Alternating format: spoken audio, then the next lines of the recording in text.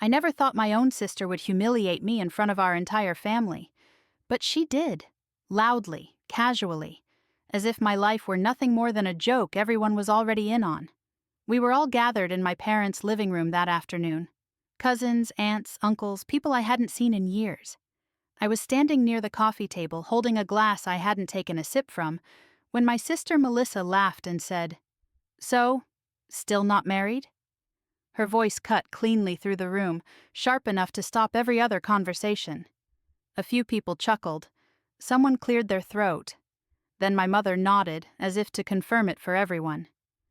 "This girl always makes us lose face," she said. No one defended me.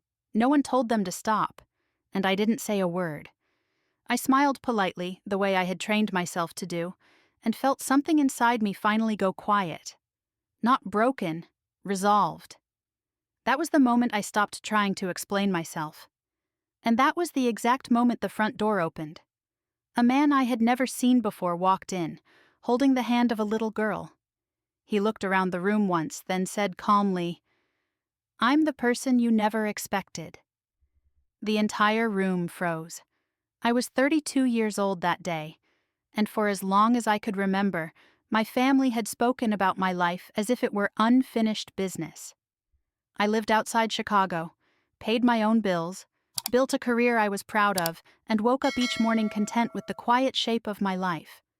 None of that mattered to them. In their eyes, the absence of a husband erased everything else.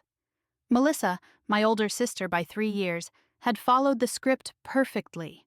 She married young, had children on schedule, and knew exactly how to perform happiness in a way that impressed relatives and neighbors alike. When people spoke about family success, they meant her. When they spoke about worry, they meant me. That afternoon wasn't a celebration or a holiday. It was just a family gathering, one of those obligatory weekends where everyone shows up to prove nothing has changed. I had debated not going. I knew the questions would come. I knew the looks would follow. Still, some small part of me believed that if I stayed quiet and polite enough, I could get through it without becoming the topic of discussion. I was wrong. Before the comment, the room had felt busy and warm. Laughter bounced between walls. Plates clinked. Children ran in and out of the hallway. I remember thinking that if I stayed near the edge of the room, if I kept myself useful, maybe I could fade into the background. Instead, I became the center. After Melissa's question, the air changed. Conversations restarted, but softer now.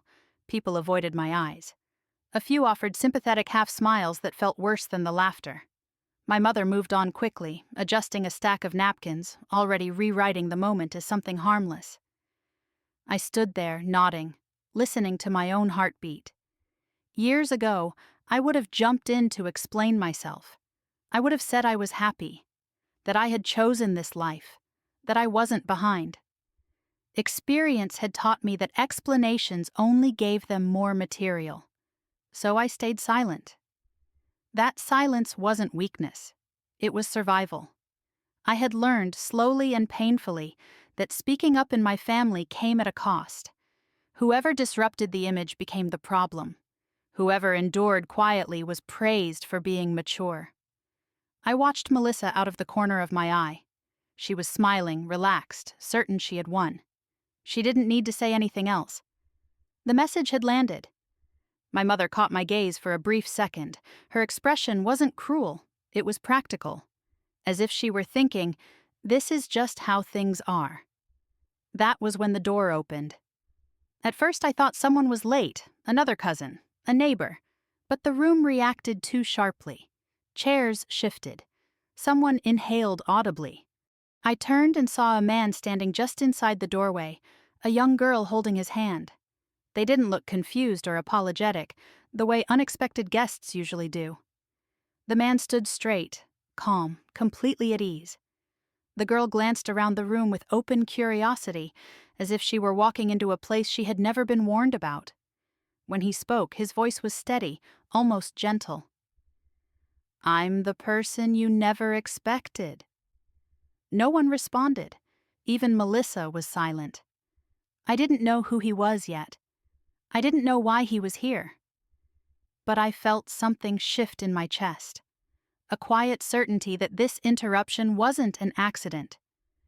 For the first time that day, the room was no longer watching me. And for the first time in years, I realized I wasn't the one about to lose something. The room slowly came back to life after my sister's comment, but something had shifted. Conversations resumed in fragments, laughter sounded thinner, and no one quite knew where to look. I became acutely aware of how I was standing, how my hands were folded, how carefully neutral my expression had to be. Everyone had heard what was said. That was the part that mattered. I caught snippets of dialogue drifting past me, none of it directed at me anymore, but all of it circling the same unspoken conclusion. I felt like a stain people were stepping around, careful not to acknowledge directly. A few relatives glanced at me with what they probably thought was sympathy. Others avoided my eyes altogether. No one said a word in my defense. I stayed where I was, nodding when someone passed too close, smiling when someone offered a polite greeting. It was a skill I had perfected over years of family gatherings. Silence had become my safest language. People assume silence means you have nothing to say. In my family, silence meant you understood the rules. The moment you challenged the narrative, you became difficult, emotional, ungrateful. I had learned that lesson young. Speaking up never changed their minds. It only gave them something new to criticize. So I didn't respond. I didn't explain that my life wasn't a failure. I didn't say that I was proud of what I'd built. I didn't remind them that happiness didn't follow a single timeline. I let them think whatever they wanted. My mother moved through the room with quiet efficiency, straightening cushions, offering drinks, keeping things smooth. When she passed me, she leaned in just enough for me to hear her. "Don't take it personally," she murmured. "You know how your sister is. Let's not make a scene." Not make a scene. That had always been the priority. Not kindness, not fairness, appearance. I looked at her, really looked at her, and saw what I had avoided naming for years. She wasn't protecting me, she was protecting the image of the family. My discomfort was acceptable collateral. Melissa, meanwhile, was thriving. I could feel her attention on me even when she wasn't speaking. She had the relaxed confidence of someone who knew the outcome in advance. She laughed louder than necessary, told stories that conveniently highlighted her life, her children, her schedule. Every so often she glanced my way to make sure I was still quiet. That was how she knew she still had control. Relatives began to drift closer, one by one, drawn by curiosity more than concern. An aunt squeezed my arm and told me, "It'll happen when it happens," as if my life were a delayed package. A cousin suggested, half jokingly, that I should get serious before it's too late. None of them asked if I was happy. They asked when I would change. Each comment landed softly but steadily, like drops of water wearing away stone. I felt the familiar tug of doubt rise up, the voice that whispered maybe they were right. Maybe I was behind. Maybe I should want what they wanted for me. I pushed the thought away. There were things I carried that none of them knew about.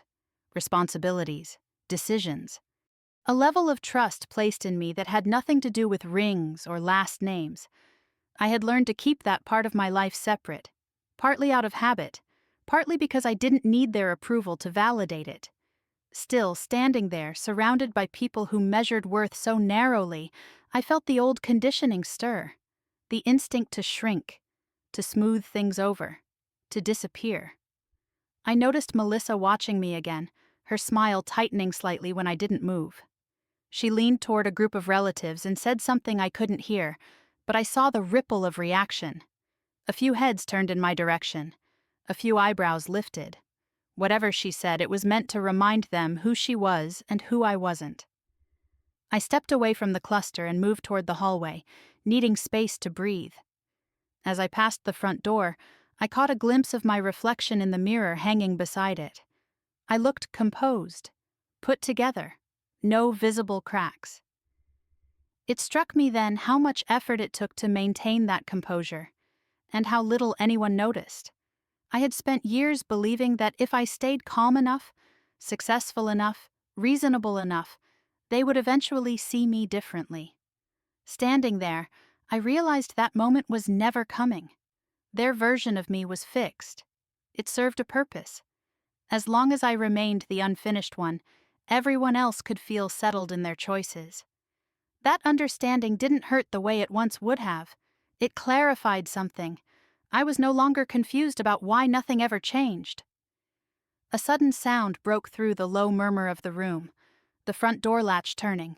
Someone stepping inside. Heads lifted. Conversations paused. I felt it before I saw it. A disruption, sharp and unexpected. People straightened, curiosity overtaking caution. I turned slowly, my attention pulled back toward the doorway. Whatever was about to happen, I knew it wasn't meant for me to explain away. And for the first time since arriving, I felt certain that my silence was about to mean something very different. People began drifting closer together, as if the room itself were tightening. Conversations overlapped, forming one large, restless hum. I noticed how bodies shifted subtly toward Melissa, how attention gravitated to where she stood. She had always known how to command a space without raising her voice. She waited until enough people were within earshot. "I worry about her sometimes," Melissa said lightly, folding her arms. "Being alone for so long isn't healthy, don't you think?" Her eyes flicked toward me, then back to the group. "I mean, we all want what's best for family." A few heads nodded. Someone murmured agreement. I felt the words land, not as a joke this time, but as a verdict. My mother stepped in beside her, smoothing the front of her blouse. "It's not just about her," she added. "People talk. They assume things. It reflects on all of us." There it was. The unspoken rule finally said out loud. I stood there, feeling the weight of years compress into that single moment. Every holiday comment, every concerned sigh, every comparison dressed up as care. This wasn't about love or worry. It was about control, about keeping the story neat. Melissa smiled, encouraged. "We've tried to be patient," she continued, "but at some point you have to grow up and make real choices." The room went quiet enough that I could hear the refrigerator hum from the kitchen. I waited for someone to interrupt, an aunt, an uncle, anyone. No one did. Something inside me shifted then. It wasn't anger, it wasn't hurt, it was clarity. I finally understood that this wasn't a misunderstanding I could fix with the right explanation. This was a role they needed me to play, and I was done performing. Melissa took my silence as permission. "I just don't want her waking up one day full of regrets," she said, her voice almost kind. "Some things have deadlines." That was the line she meant to finish me with. The implication hung heavy in the air, permanent and dismissive. I could feel eyes on me again, waiting to see if I would finally break. I didn't. I looked at Melissa, really looked at her, and saw something I hadn't before. She wasn't confident, she was invested. My silence had always reassured her. It kept the hierarchy intact. As long as I stayed quiet, she stayed safe. I let my gaze drift past her, taking in the room. The people who avoided my eyes. The ones who looked uncomfortable but said nothing. The ones who looked entertained. I memorized them all. This wasn't just about my sister anymore. It was about the system that rewarded her and erased me. My mother cleared her throat. "Let's not get dramatic," she said. "We're family." Family. The word landed hollow. I realized then that if I spoke, it wouldn't change anything. They would hear defiance, not truth, emotion, not boundaries. I would be the problem, just as I always had been. So I stayed silent. That silence wasn't surrender. It was a decision. Melissa misread it, just as she always had. She exhaled, satisfied, and turned slightly away from me, already moving on. In her mind, this chapter was closed. Lesson delivered. I felt oddly calm, lighter than I had in years. The hum of conversation began to creep back, cautious at first, then louder. People resumed talking, laughing, pretending the moment hadn't mattered. But it had. I could feel it settling into the bones of the room. I stepped back, needing air, needing distance. As I moved, I caught my mother's eye again. There was a flicker of something there. Regret, maybe. Or calculation. It passed quickly. I wondered how many times she had chosen peace over honesty, how many times she had told herself it was necessary. As I reached the edge of the room, Melissa spoke one last time, almost lazily. "We just want you to be normal," she said, not looking at me. Normal. The word felt small. I stopped walking. For a brief second, I considered saying something. Not to explain myself, not to defend my life. Just to name what was happening. To strip it of its politeness and call it what it was. Then I realized I didn't need to. The sound came from behind me. A click. The unmistakable turn of a lock. Conversation faltered. Chairs scraped. Someone inhaled sharply. I turned as the front door opened. A man stepped inside, holding the hand of a little girl. The room fell completely silent. And in that silence, I knew this was no longer a moment I had to endure. It was the moment everything changed. The front door opened fully, and every sound in the room dropped away as if someone had turned down the volume on the entire house. The man stood just inside the doorway, tall and composed. His posture relaxed in a way that made it clear he wasn't lost or apologetic. A little girl stood beside him, her small hand wrapped around his fingers. She looked around the room with open curiosity, taking in faces, furniture, the strange stillness that greeted them. No one spoke. I felt dozens of eyes shift away from me and lock onto them instead. For the first time since I arrived, I was no longer the center of attention, and the relief was almost dizzying. "I'm sorry," my mother said finally, her voice too bright, too careful. "Can we help you?" The man smiled politely, but it didn't reach his eyes. "I'm here because I was invited," he said. His voice was calm, steady, the kind that didn't ask for permission to be heard. "And because it's time." Melissa frowned, clearly irritated by the interruption. "Invited by who?" she asked. "This is a family gathering." The man glanced down at the little girl, then back up. "By Samantha." Every head turned toward me. I felt my heartbeat slow, not quicken. Something inside me clicked into place.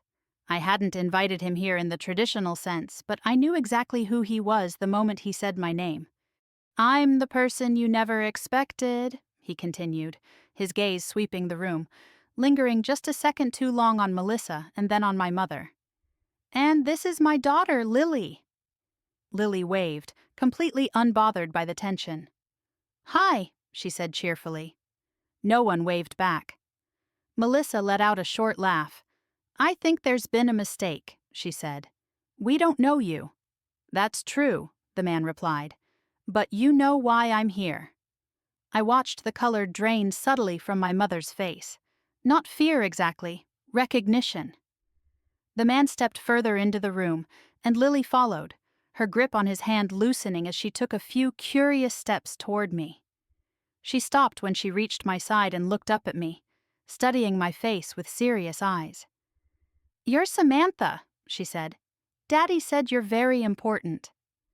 I swallowed, caught off guard by the simplicity of it.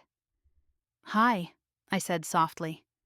Her presence felt grounding in a way I hadn't expected, honest, uncomplicated. "My name is Daniel Brooks," the man said. "I'm a legal advisor. I've been working closely with Samantha for several months." Murmurs rippled through the room. Melissa crossed her arms. "Working on what?" Daniel didn't answer right away. He looked at me instead as if checking something silently. I met his gaze and gave the slightest nod. "On matters involving family assets," he said, "and accountability." The word landed heavily. My uncle shifted uncomfortably. An aunt glanced at my mother, then away. The air felt suddenly thinner. "This isn't appropriate," my mother said. "If you have business with my daughter, it can wait." Daniel smiled again, polite and unyielding. "Actually, it can't. Timing matters." Lily tugged gently on my sleeve. "Is this where people are being mean to you?" she asked, her voice low but clear enough that several people heard it. I felt something tighten in my chest. "It's okay," I told her. "You don't need to worry." She frowned. "Daddy says when people are mean, it's because they're scared." Daniel cleared his throat softly. "Lily," he said, not scolding, just guiding. But the damage was done. Melissa's composure cracked for the first time. "This is ridiculous," she snapped. "You walk into our home, make accusations—" "I'm not making accusations," Daniel interrupted calmly. "I'm stating facts, and I won't be discussing them in detail today." "Then why are you here?" she demanded. Daniel turned slightly, positioning himself just enough that Lily was closer to me than to him. "Because Samantha asked me to observe," he said. "And because I needed to see how this family speaks to her when they think no one important is listening." The room went dead silent. I felt my shoulders straighten without conscious effort. For years, I had been told that what I experienced was exaggeration, sensitivity, misunderstanding. Watching their faces now, I knew they understood exactly what he meant. "You had no right," my mother said, her voice shaking. "I had every right," Daniel replied. "Samantha has been carrying responsibility quietly for a long time. Today made it very clear why." Melissa looked at me then, really looked at me, her eyes sharp with something close to panic. "What did you tell him?" she asked. I held her gaze steadily. "Nothing you didn't already know," I said.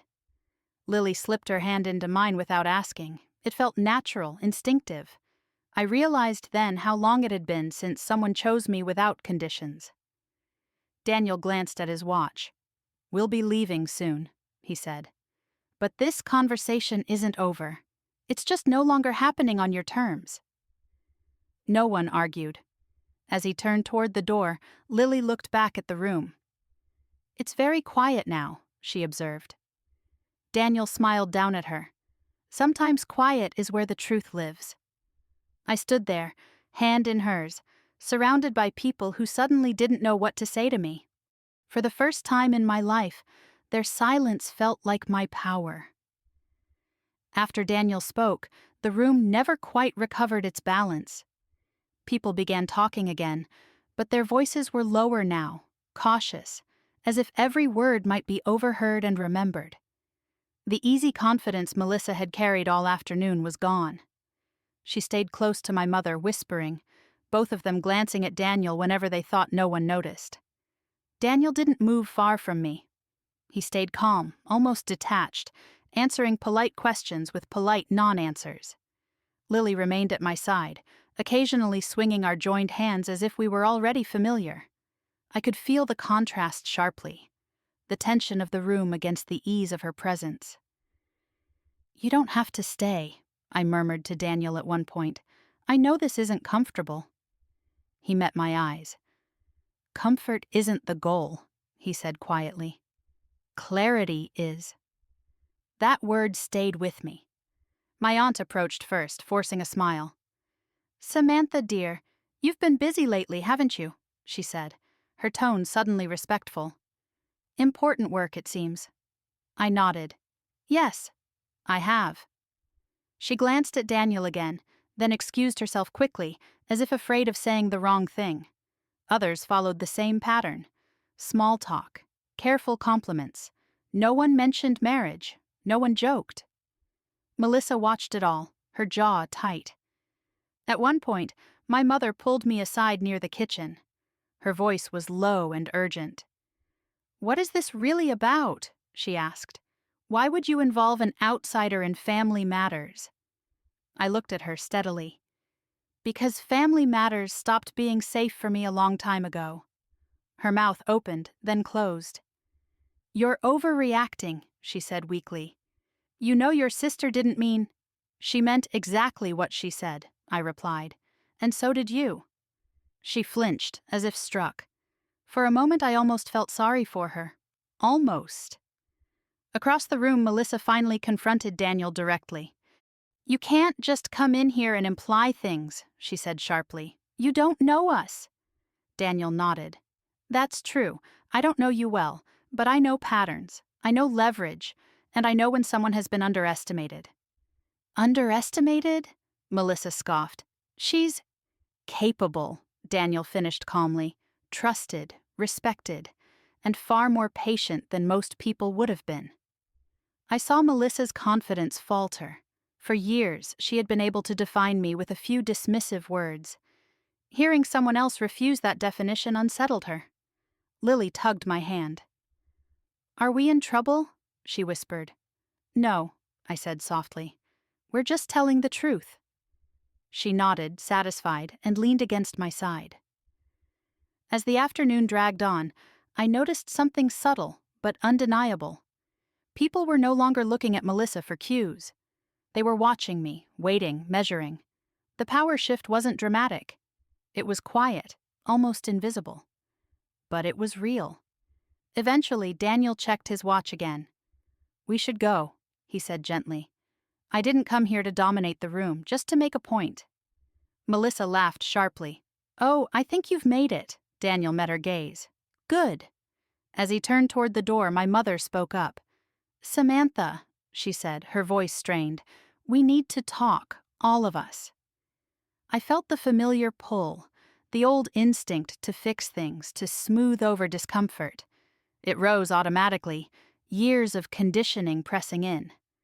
Then I looked down at Lily, at the calm trust in her eyes, and felt the weight of a different responsibility. "Not today," I said. "I'll reach out when I'm ready." Daniel paused, giving me space. He didn't rush me. He didn't rescue me. He simply waited. Melissa's face hardened. "You're really going to walk out like this?" she asked. "After everything?" I met her eyes. "I'm not walking out," I said. "I'm stepping away." The difference mattered. We moved toward the door together. Conversations stopped again, but this time no one tried to stop me. No one joked. No one commented. As we stepped outside, the air felt cooler, cleaner. I took a deep breath I hadn't realized I'd been holding. "I'm sorry," I said to Daniel quietly. "You didn't have to do all that." He shook his head. "Yes, I did. People like your sister rely on silence. Once it breaks, things change." Lily looked up at me. "Are you okay now?" I considered the question carefully. "I think I will be," I said. "I just needed to stop pretending." She smiled, satisfied with that answer. Behind us, the door closed softly. For the first time in my life, I walked away from my family without feeling like I was losing something. I was finally keeping myself. Melissa cornered me near the hallway just as I was reaching for my coat. Her smile was tight, controlled, the kind she used when she wanted to look calm but wasn't. "So this is what you're doing now?" she said quietly. "Bringing outsiders in to embarrass us?" I turned to face her. For the first time, I didn't feel the familiar rush to explain myself. I simply waited. "You think you proved something?" she continued, her voice sharpening. "You made a scene. You made Mom look bad. You made me look bad." I nodded slowly. "I didn't make anyone look bad. You did that yourself." Her eyes flashed. "You've always been dramatic." I almost laughed. Years ago, that word would have landed like a slap. Now it felt hollow. Before she could say more, my mother appeared beside her, as if summoned by tension. "What is going on?" she asked, already sounding tired. "Why can't you just let things be for once?" I took a breath. I felt steady, clear. "This is what letting things be looks like for me now," I said. "Not pretending it didn't happen, not swallowing it, not staying quiet so everyone else feels comfortable." My mother frowned. "You know your sister didn't mean to hurt you." "She meant to put me in my place," I replied. "And you helped her." The words hung there, heavy and undeniable. "That's not fair," my mother said quickly. "We worry about you. You're alone all the time. No husband, no children. We just want you to be secure." I met her gaze. "I am secure. I just don't look like what you expected." Melissa crossed her arms. "You think you're better than us now?" "No," I said calmly. "I think I'm done trying to earn respect that was never offered." Her mouth opened, then closed.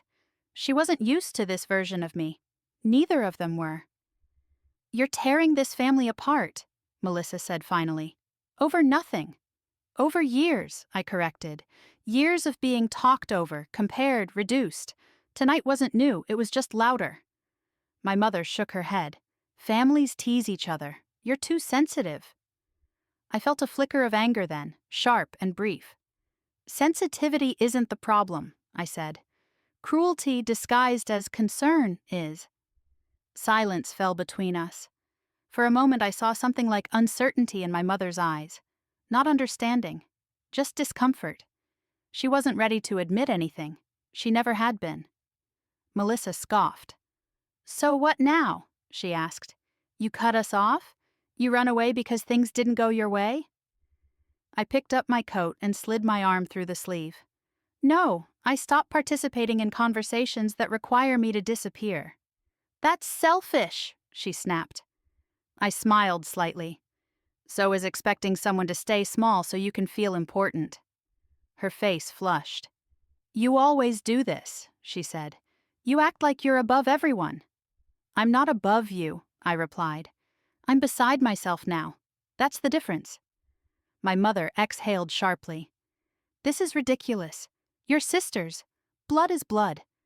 I looked at her for a long moment. "Blood doesn't excuse harm," I said quietly. "And it doesn't guarantee access." The word landed hard. Access. Melissa stiffened.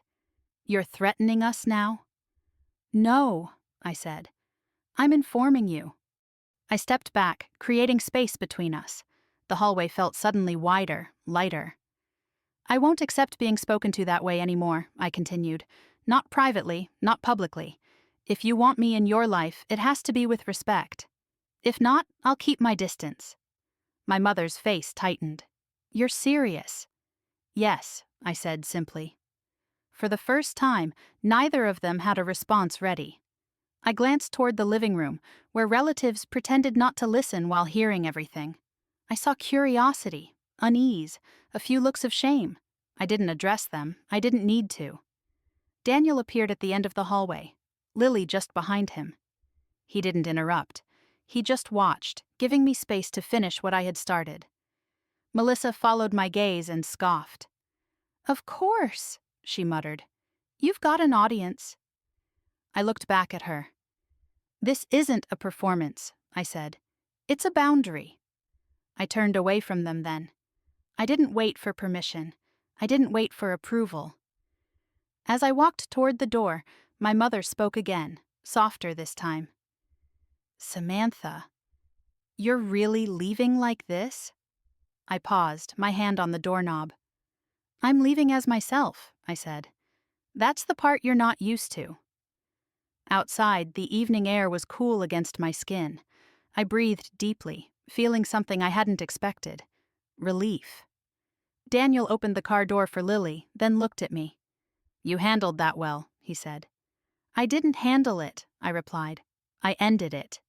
He smiled, not proudly, not smugly, just respectfully. As we drove away, I watched the house fade into the distance. It didn't feel like abandonment. It felt like release. They thought losing me would teach me a lesson. What it taught me was my worth. The silence that followed me home was unfamiliar, but not uncomfortable. That night, I slept without replaying conversations in my head. No imaginary arguments, no rehearsed explanations. When I woke up the next morning, there was a strange calm waiting for me, like a room that had finally been aired out after being shut for too long. My phone, however, did not share that calm. Missed calls, a few short messages, none of them direct, none of them apologetic. My mother asked if I'd gotten home safely. An aunt wrote that she hoped there were no hard feelings. Melissa said nothing at all. I didn't respond right away. That was new for me. I had always been quick to smooth things over, to reassure everyone that I wasn't upset, that everything was fine. This time, I let the messages sit. Not out of spite, but because I finally understood that access to me was not automatic. Distance did something clarity never could. With space, The patterns became obvious. The guilt trips softened. The urgency faded. The longer I stayed quiet, the less power their words seemed to have. A few days later, I heard through a cousin that Melissa was furious. She felt blindsided, embarrassed. According to her, I had changed. I almost smiled when I heard that. I hadn't changed. I had just stopped accommodating. Cracks began to show in places I'd never been allowed to see before. Melissa's perfect image started slipping. Small things. Tension in her marriage. Stress she could no longer redirect toward me. Without my silence to absorb it, the pressure had nowhere to go. Meanwhile, my world felt unexpectedly steady. Daniel checked in the day after the gathering, not to analyze what happened, but to ask how I was sleeping. It was such a simple question that it caught me off guard. We talked for a while, not about my family, but about ordinary things. Work, schedules, Lily's school project on birds. A few evenings later, I joined them for dinner. There was no awkwardness, no expectations. Lily showed me a drawing she'd made of 3 people holding hands. "That's us," she said confidently, pointing. "Daddy, me, and you." Daniel glanced over, surprised, then laughed softly. "She's decisive," he said. Something about that moment loosened a knot in my chest I hadn't realized was still there. I wasn't being evaluated. I wasn't being measured against anyone else's timeline. I was just there. Over the following weeks, those moments added up. I helped Lily with homework. Daniel and I talked late into the evening about things that mattered and things that didn't. He told me about being a single father, about the quiet fear of getting things wrong. I told him about my work, about learning to trust my own judgment after years of doubting it. It felt natural, unforced, safe. And that safety made something else clear. Family, as I had known it, was built on obligation and endurance. This felt like something else entirely. Choice, care, mutual respect. Eventually, my mother reached out again. This time, her message was longer, less defensive. She said she missed me. She said the house felt different without me there. She didn't apologize, not yet, but she didn't accuse me either. I responded simply. I said I hoped she was well. I said I'd be open to talking, but only if it was honest. She didn't push. That silence told me more than any apology could have. One evening, as Daniel and I watched Lily fall asleep on the couch, he glanced at me thoughtfully. "You seem lighter," he said, "like something heavy finally got set down." I nodded. I stopped carrying what wasn't mine. The truth was, walking away hadn't destroyed my family. It had just exposed the parts that relied on my compliance to function. Without me absorbing the tension, they had to sit with it themselves. And for the first time, that wasn't my responsibility. I thought often about how close I'd come to staying silent forever, about how easy it would have been to keep playing my role. But silence only protects the people who benefit from it. Choosing myself had cost me comfort. It had cost me familiarity. But it gave me something far more valuable: peace. As weeks turned into months, I realized something else. The fear I had carried for so long, the fear of being alone, had never really been about solitude. It had been about being unseen. Now, surrounded by people who saw me clearly, I understood that loneliness and independence were not the same thing. Melissa didn't lose everything, not overnight.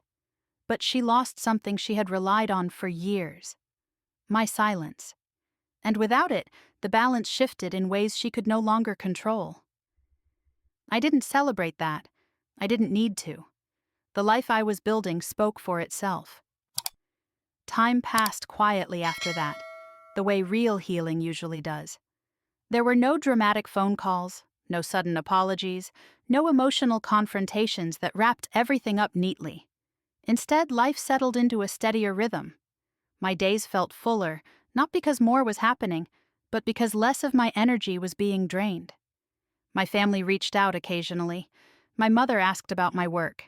An aunt sent a photo from a birthday I didn't attend.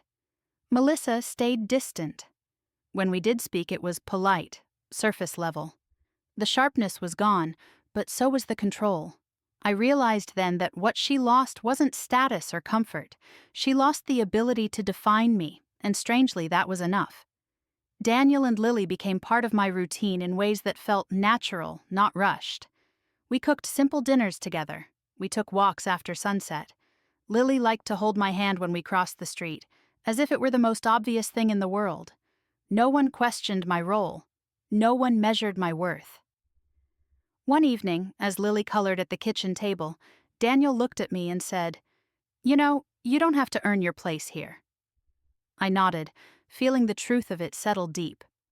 For years, I had believed love required performance, that acceptance came with conditions.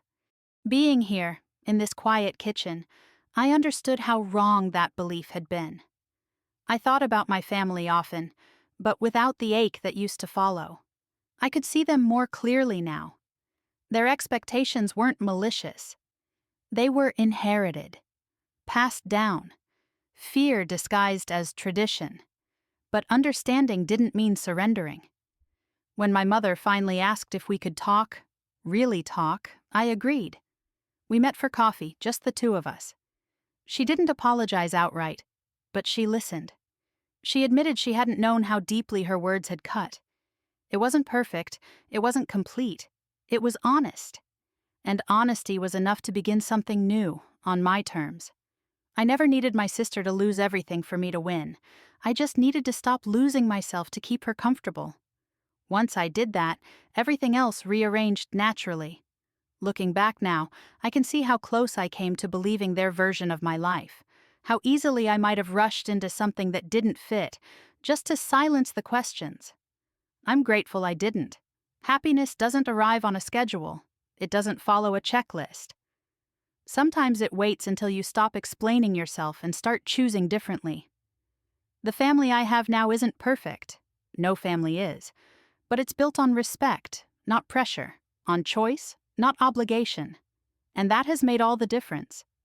If you've ever been judged by the people who were supposed to support you, if you've ever been made to feel like your life was somehow incomplete because it didn't match someone else's timeline, I want you to know this. You are not behind. You are not lacking, and you do not owe anyone an explanation for the life you're building. If this story resonated with you, I'd love to hear your thoughts in the comments. Have you ever had to set boundaries with family or choose yourself when it was uncomfortable? Your experiences matter, and you never know who might feel less alone by reading them. And if you want to hear more stories about family, self-respect, and finding strength in unexpected moments, make sure to like this video and subscribe to the channel. Staying here means being part of a space where these conversations are safe, honest, and shared. Thank you for listening to my story. And remember, the moment you stop shrinking to fit someone else's expectations is often the moment your real life begins. This story is fictionalized for dramatic effect.